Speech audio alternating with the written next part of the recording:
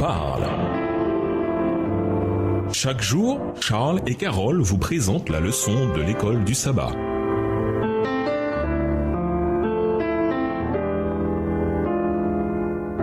Bienvenue dans votre émission. Dieu nous parle. Nous voilà à la leçon 11 qui va du 3 au 9 décembre. Du milieu de la tempête. Étude de la semaine, Job 38 et 39, Job 1, verset 29, Matthieu 16, verset 13, 1 Corinthiens 1, les versets 18 à 27, Job 40, les versets 1 à 4, Job 42, les versets 1 à 6 et Luc 5, les versets 1 à 8. Verset à mémoriser. Où étais-tu quand je fondais la terre? Dis-le si tu es intelligent. Job 38, le verset 4. Quelles que soient leurs différences, les personnages du livre de Job avaient une chose en commun. Chacun avait beaucoup à dire sur Dieu, ou du moins sur sa compréhension de Dieu. Et comme nous l'avons vu, on peut être d'accord avec une grande partie de ce qu'ils ont dit. Après tout, qui dirait le contraire de ceci? Mais interroge les bêtes, je te prie, elles te l'enseigneront. Demande aux oiseaux du ciel, ils te le diront.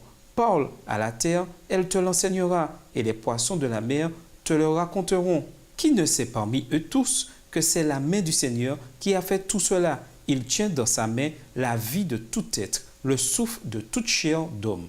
Job 12, versets 7 à 10. Ou qui dirait le contraire de ceci? Dieu fausserait-il le doigt? Le puissant fausserait-il la justice? Job 8, verset 3. Il était question de la souffrance de Job, mais toute la conversation tourne autour de Dieu. À l'exception des 2 premiers chapitres, pourtant, le Seigneur demeure caché dans l'ombre à mesure que le livre se poursuit. Tout cela, cependant, était sur le point de changer. Dieu lui-même, le sujet de tant de débats dans le livre de Job, prend à présent la parole en son propre nom. C'est grâce à Dieu que la terre existe et que nous respirons. Lui seul peut calmer les tempêtes de notre vie. Au revoir. Et à demain si Dieu veut. Dieu nous parle. Chaque jour, Charles et Carole vous présentent la leçon de l'école du sabbat.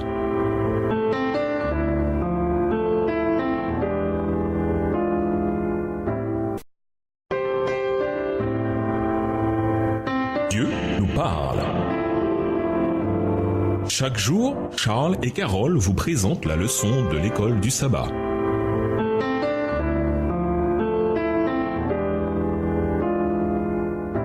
Bienvenue dans votre émission. Dieu nous parle. Nous voilà au dimanche 4 décembre, du milieu de la tempête. Lisons Job 38, le verset 1. Quelle est la différence par rapport à tous les autres dialogues? Job 38, verset 1. L'Éternel répondit à Job du milieu de la tempête et dit: De manière soudaine et inattendue, le Seigneur apparaît à présent dans le livre de Job pour la première fois depuis Job 2, le verset 6. Le Seigneur dit à l'adversaire: Eh bien, il est en ta main, seulement épargne sa vie. Rien ne préparait le lecteur à cette soudaine apparition de Dieu.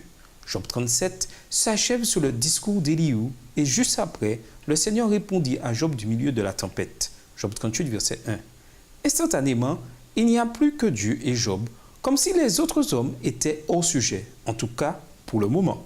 Le mot tempête vient de terme hébreu qui signifie tempête, orage. Et il est utilisé en lien avec l'apparition de Dieu aux humains. Voir Ésaïe 29, le verset 6, Zacharie 9, le verset 14. C'est aussi le terme employé quand Élie est transporté au ciel. Quand le Seigneur fit monter Élie au ciel dans une tempête, Élie partait du Gilgal avec Élisée. 2 Rois 2, le verset 1. Bien que nous n'ayons aucun détail physique sur cette théophanie, manifestation visible de Dieu à l'humanité, il est clair que Dieu ne parle pas à Job d'une voix ténue. 1 Roi 19, verset 12. À la place, le Seigneur s'est manifesté d'une manière très puissante qui a naturellement capté l'attention de Job. Bien entendu, ce n'est pas la première fois que Dieu se révélait à des humains déchus. La Bible nous montre sans cesse la proximité de Dieu avec l'humanité. Que nous enseignent ces textes sur la proximité de Dieu avec nous? Genèse 15, versets 1 à 6, Genèse 32, les versets 24 à 32 et Jean 1, verset 29. Genèse 15, versets 1 à 6. Après ces événements, la parole de l'Éternel fut adressée à Abraham dans une vision et il dit: Abraham, ne crains point, je suis ton bouclier et ta récompense sera très grande. Abraham répondit: Seigneur éternel, que me donneras-tu? Je m'en vais sans enfant, et l'héritier de ma maison, c'est Eliezer de Damas.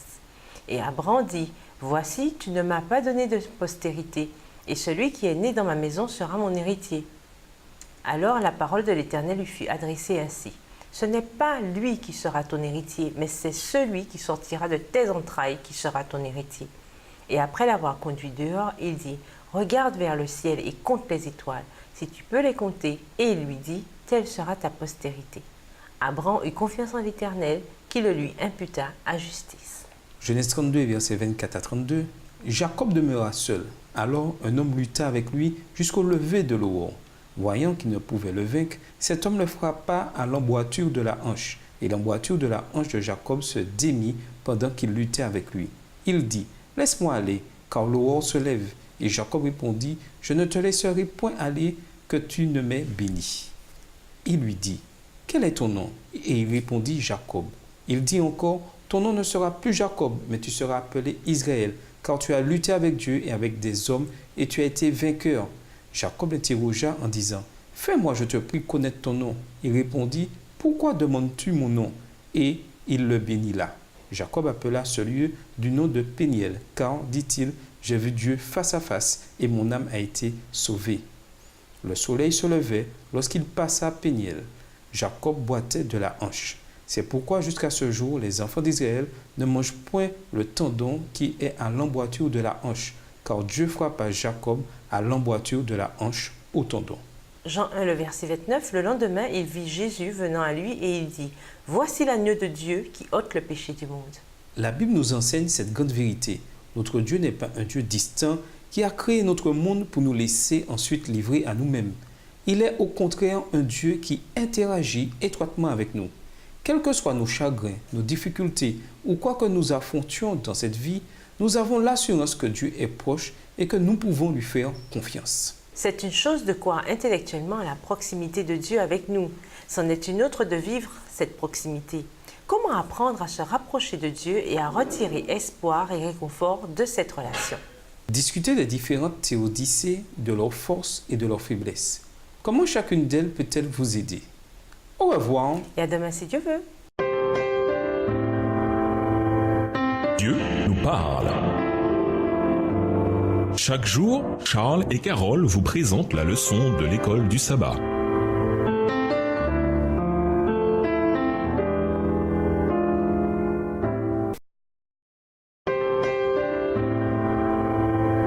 Dieu nous parle. Chaque jour, Charles et Carole vous présentent la leçon de l'école du sabbat.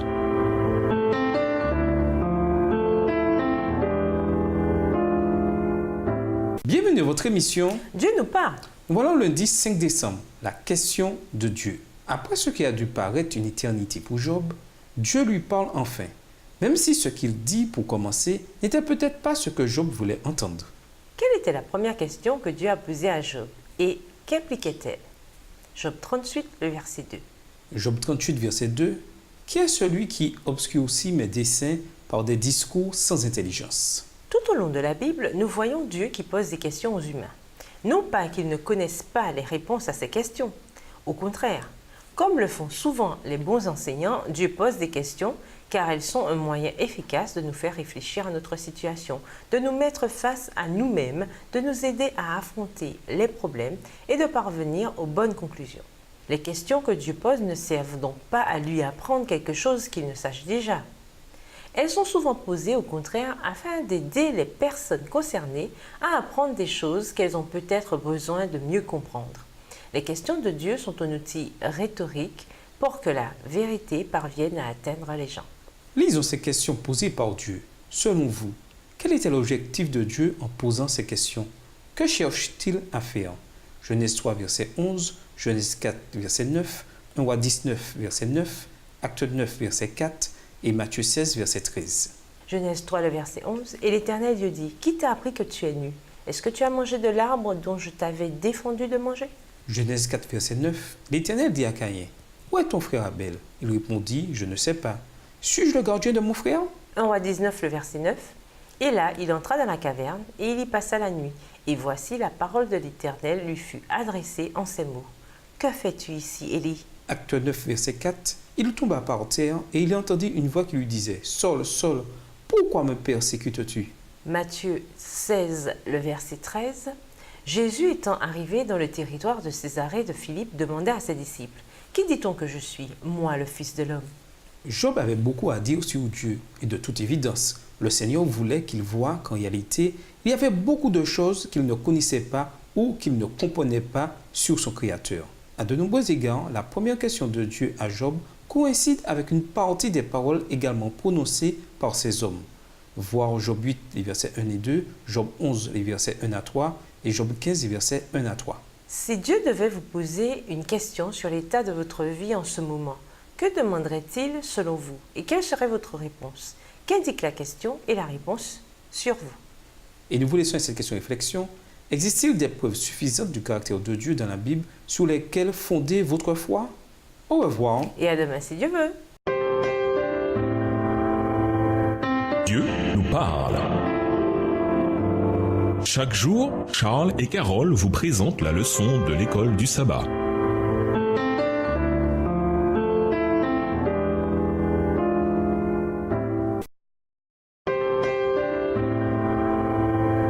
Dieu nous parle.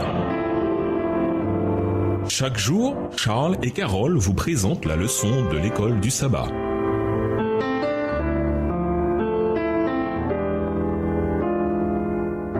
Bienvenue dans votre émission. Dieu nous parle. Nous voilà au mardi 6 décembre, le Seigneur comme créateur. Lisons Job 38, les versets 4 à 41. Quelles questions Dieu pose-t-il à Job et quel est l'objectif de ces questions? Job 38, versets 4 à 41. Où étais-tu quand je fondais la terre? Dis-le si tu as de l'intelligence. Qui en a fixé les dimensions? Le sais-tu? Ou qui a étendu sur elle le cordeau? Sur quoi ces bases sont-elles appuyées? Ou qui en a posé la pierre angulaire? Alors que les étoiles du matin éclataient en chants d'allégresse et que tous les fils de Dieu poussaient des cris de joie. Qui a fermé la mer avec des portes quand elle s'élança du sein maternel? Quand je fis de la nuée son vêtement et de l'obscurité ses langes, quand je lui imposai ma loi et que je lui mis des barrières et des portes, quand je dis, tu viendras jusqu'ici, tu n'iras pas au-delà, ici s'arrêtera l'orgueil de tes flots. Verset 12. Depuis que tu existes, as-tu commandé au matin? As-tu montré sa place à l'aurore? Pour qu'elle saisisse les extrémités de la terre et que les méchants en soient secoués? Pour que la terre se transforme comme l'argile qui reçoit une empreinte et qu'elle soit parée comme de vêtements? Pour que les méchants soient privés de leur lumière et que le bras qui se lève soit brisé? As-tu pénétré jusqu'aux sources de la terre? T'es-tu promené dans les profondeurs de l'abîme? Les portes de la mort t'ont-elles été ouvertes? As-tu vu les portes de l'ombre de la mort? As-tu embrassé du regard l'étendue de la terre? Parle si tu sais toutes ces choses. Où est le chemin qui conduit au séjour de la lumière? Et les ténèbres, où ont-elles leur demeure? Peux-tu les saisir à leurs limites et connaître les sentiers de leur habitation? Verset 21. Tu le sais, car alors tu étais né, et le nombre de tes jours est grand. Es-tu parvenu jusqu'aux amas de neige? As-tu vu les dépôts de grêle que je tiens en réserve pour les temps de détresse, pour les jours de guerre et de bataille? Par quel chemin la lumière se divise-t-elle et le vent d'Orient se répand-il sur la terre? Qui a ouvert un passage à la pluie et tracé la route de l'éclair et du tonnerre, pour que la pluie tombe sur une terre sans habitants, sur un désert où il n'y a point d'homme, pour qu'elle abreuve les lieux solitaires et arides et qu'elle fasse germer et sortir l'herbe?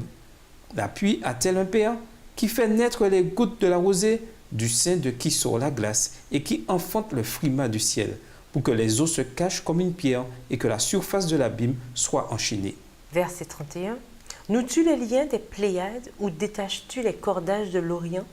Fais-tu paraître en leur temps les signes du zodiaque et conduis-tu la grande ours avec ses petits? Connais-tu les lois du ciel? Règles-tu son pouvoir sur la terre? Élèves-tu la voix jusqu'aux nuées pour appeler à toi des torrents d'eau? Lances-tu les éclairs? Partent-ils? Te disent-ils, nous voici? Qui a mis la sagesse dans le cœur? Ou qui a donné l'intelligence à l'esprit? Qui peut avec sagesse compter les nuages et verser les outres des cieux, pour que la poussière se mette à ruisseler et que les mottes de terre se collent ensemble? Verset 39. Chasses-tu la proie pour la lionne et apaises-tu la faim des lionceaux?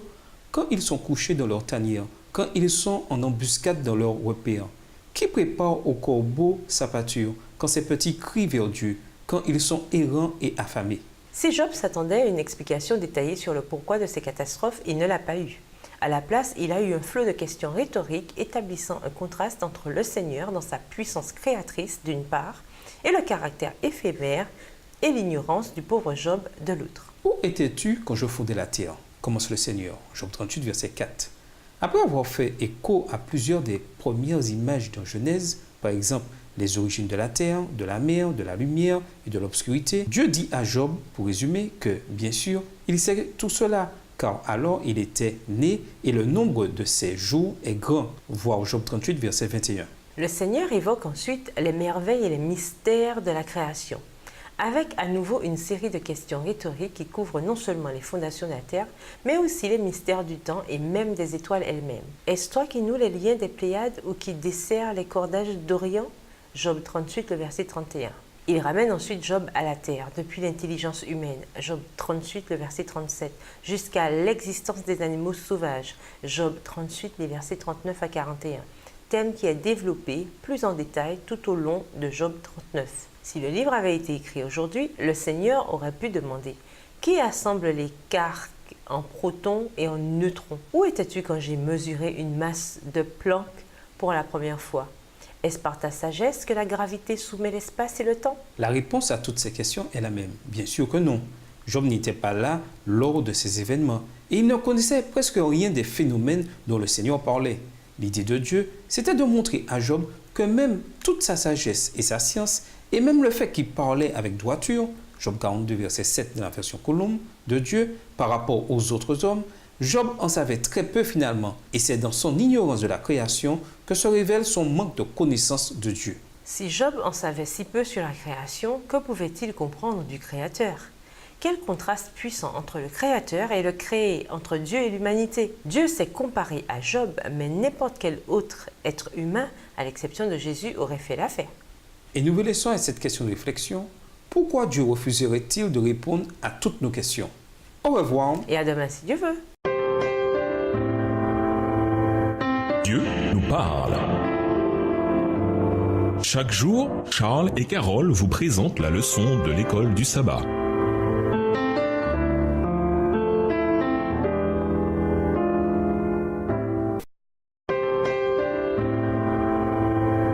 Dieu nous parle. Chaque jour, Charles et Carole vous présentent la leçon de l'école du sabbat.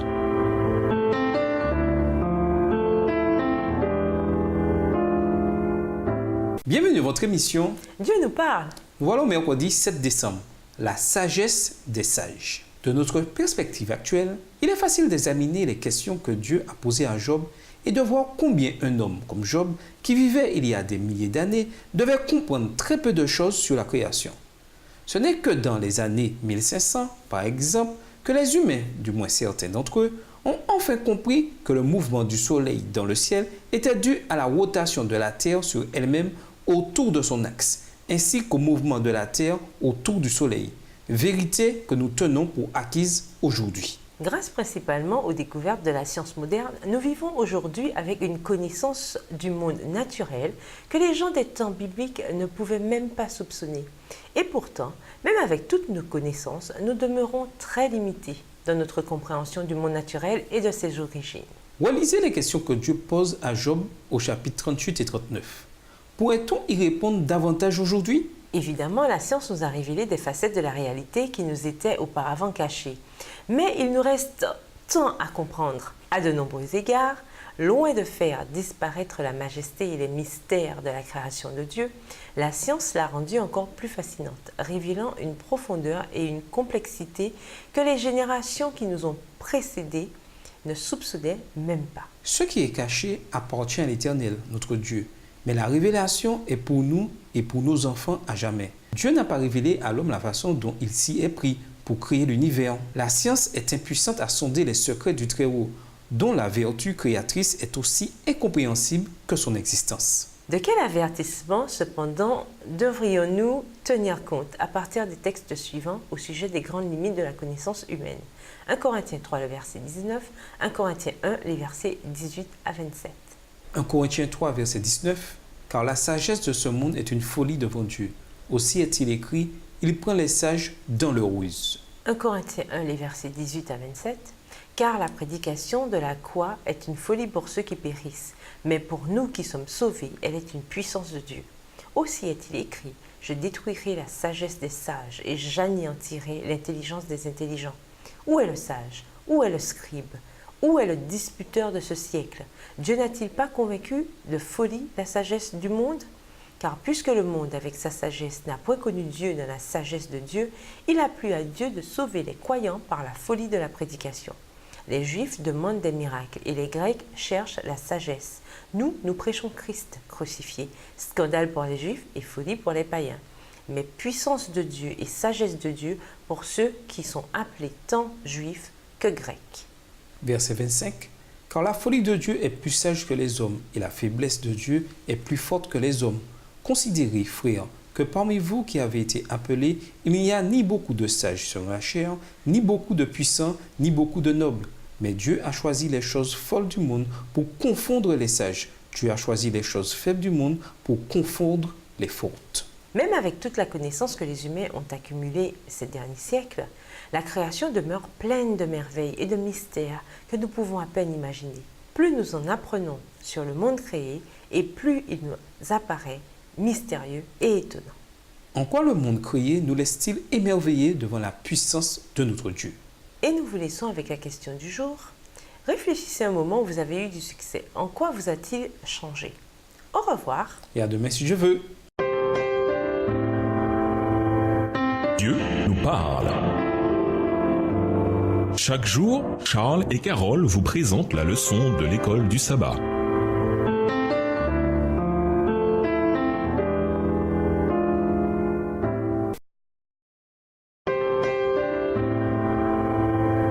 Dieu nous parle.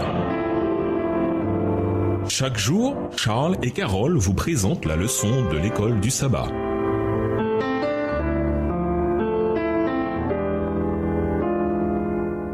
Bienvenue dans votre émission. Dieu nous parle. Nous voilà au jeudi 8 décembre sur la poussière et la cendre. Lisons Job 40, les versets 1 à 4 et Job 42, les versets 1 à 6. Comment Job a-t-il réagi quand Dieu s'est révélé? Job 40, versets 1 à 4. L'Éternel s'adressant à Job dit, « Celui qui dispute contre le Tout-Puissant est-il convaincu? Celui qui conteste avec Dieu a-t-il une réplique à faire? » Job répondit à l'Éternel et dit, « Voici, je suis trop peu de choses, que te répliquerai-je? Je mets la main sur ma bouche. » Job 42, les versets 1 à 6. Job répondit à l'Éternel et dit, « Je reconnais que tu peux tout et que rien ne s'oppose à tes pensées. Quel est celui qui a la folie d'obscurcir mes desseins? Oui, j'ai parlé sans les comprendre, de merveilles qui me dépassent et que je ne conçois pas. Écoute-moi et je parlerai, je t'interrogerai et tu m'instruiras. Mon oreille avait entendu parler de toi, mais maintenant mon œil t'a vu. C'est pourquoi je me condamne et je me repens sur la poussière et sur la cendre. » De toute évidence, Job était bouleversé par ce que Dieu lui avait montré. En fait, dans Job 42, verset 3, quand il a dit « Qui est celui qui, sans connaissance, assombrit mes projets ?» Il répétait simplement la première question que Dieu lui avait posée. Job connaissait la réponse à présent. C'est Job lui-même qui parlait de ce qu'il ne connaissait vraiment pas. Remarquez également ce que Job dit dans Job 42, le verset 5. Il avait entendu parler de Dieu, mais à présent, il avait vu Dieu. Autrement dit, maintenant qu'il avait une meilleure image de Dieu, il se voyait pour ce qu'il était vraiment. C'est pourquoi il a réagi ainsi en se détestant et en se repentant sur la poussière et la cendre. Lisons Ésaïe 6, les versets 1 à 5 et Luc 5, les versets 1 à 8. En quoi les réactions décrites ici font-elles écho à celles de Job? Ésaïe 6, versets 1 à 5. L'année de la mort du roi Osias, je vis le Seigneur assis sur un trône très élevé et les pans de sa robe remplissaient le temple. Des séraphins se tenaient au-dessus de lui. Ils avaient chacun 6 ailes, 2 dont ils se couvraient la face, 2 dont ils se couvraient les pieds et 2 dont ils se servaient pour voler. Ils criaient l'un à l'autre et disaient « Saint, Saint, Saint est l'Éternel des armées, toute la terre est pleine de sa gloire. » Les portes furent ébranlées dans leur fondement par la voix qui retentissait, et la maison se remplit de fumée. Alors je dis, malheur à moi, je suis perdu, car je suis un homme dont les lèvres sont impures. J'habite au milieu d'un peuple dont les lèvres sont impures, et mes yeux ont vu le roi, l'Éternel des armées. Luc 5, les versets 1 à 8. Comme Jésus se trouvait auprès du lac de Génézareth, et que la foule se pressait autour de lui pour entendre la parole de Dieu, il vit au bord du lac 2 barques d'où les pêcheurs étaient descendus pour laver leurs filets. Il monta dans l'une de ces barques qui était à Simon, et il le pria de s'éloigner un peu de terre. Puis il s'assit, et de la barque il enseignait à la foule. Lorsqu'il eut cessé de parler, il dit à Simon, « Avance en pleine eau, et jetez vos filets pour pêcher. » Simon lui répondit, « Maître, nous avons travaillé toute la nuit sans rien prendre, mais sur ta parole, je jetterai le filet. » L'ayant jeté, ils prirent une grande quantité de poissons, et leur filet se rompait. Ils firent signe à leurs compagnons qui étaient dans l'autre barque de venir les aider. Ils vinrent et ils remplirent les 2 barques au point qu'elles enfonçaient. Quand il vit cela, Simon-Pierre tomba aux genoux de Jésus et dit, « Seigneur, retire-toi de moi, parce que je suis un homme pécheur. » Nous assistons dans tous ces cas à des manifestations d'une vérité biblique clé, l'état de péché de l'humanité. Job était intègre et droit, il craignait Dieu et s'écartait du mal. Job 1, le verset 1. Et malgré tous les efforts de Satan pour le détourner de Dieu, Job est resté fidèle du début à la fin. Nous avons ici affaire à un croyant solide et fidèle. Et pourtant, que se passe-t-il? Comme avec Ésaïe et Pierre, une évocation de la sainteté et de la puissance de Dieu a suffi pour que Job se fasse tout petit devant le sentiment de son propre état de péché et de sa petitesse. Pourquoi cela? C'est simple. Nous sommes tous des êtres déchus, dévastés par le péché, et notre nature elle-même est en conflit avec Dieu. C'est pourquoi, à la fin, personne ne peut se sauver lui-même. Personne ne peut accomplir suffisamment de bonnes œuvres pour s'attirer les bonnes grâces de Dieu. C'est pourquoi nous tous, même les meilleurs d'entre nous, ceux qui, à l'instar de Job, sont intègres et droits, qui craignent Dieu et s'écartent du mal, avons besoin de la grâce d'un sauveur, de quelqu'un qui peut faire pour nous ce que nous ne pourrons jamais faire pour nous-mêmes. Par bonheur, nous avons tout cela et plus encore en Jésus. Imaginez-vous debout face à Dieu. Selon vous, quelle serait votre réaction? Et nous vous laissons avec la question du jour. Lorsqu'il y a des fins alternatives, laquelle préférez-vous? Celle de la vraie vie ou la fin classique et ils vécurent heureux? Au revoir. Et à demain si Dieu veut. Dieu nous parle. Chaque jour, Charles et Carole vous présentent la leçon de l'école du sabbat.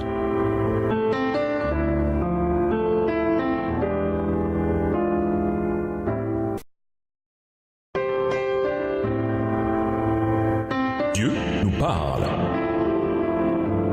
Chaque jour, Charles et Carole vous présentent la leçon de l'école du sabbat.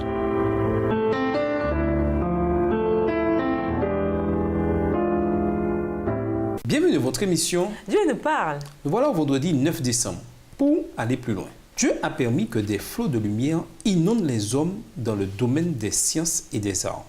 Mais lorsque les savants s'aventurent à épiloguer sur les secrets de la providence, ils arrivent infailliblement à des conclusions erronées.